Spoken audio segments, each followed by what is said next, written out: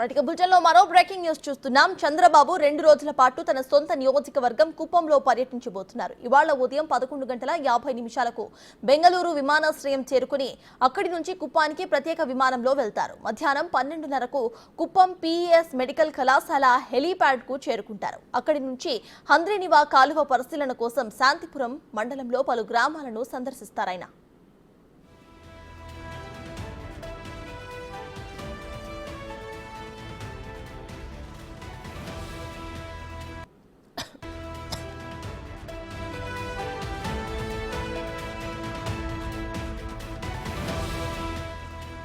మధ్యాహ్నం 3 గంటలకు కుప్పం ఆర్టీసీ బస్టాండ్లోని ఎన్టీఆర్ విగ్రహానికి పూలమాల వేసి నివాళులర్పిస్తారు. ఆ తర్వాత బస్టాండ్లో జరిగే బహిరంగ సభకు హాజరై ప్రసంగిస్తారు. సాయంకాలం 5 గంటలకు ఆర్ఎండ్బి అతిథి గృహంలో టీడీపీ నాయకులతో సమావేశం నిర్వహిస్తారు. ఇవాళ రాత్రి ఆర్ఎండ్బి అతిథి గృహంలో బస చేస్తారు. రేపు ఉదయం 10 గంటలకు ప్రజల నుంచి ఫిర్యాదులు స్వీకరిస్తారు. మధ్యాహ్నం 12 గంటలకు కుప్పం నియోజకవర్గ అధికారులతో సమీక్షా సమావేశాన్ని నిర్వహిస్తారు.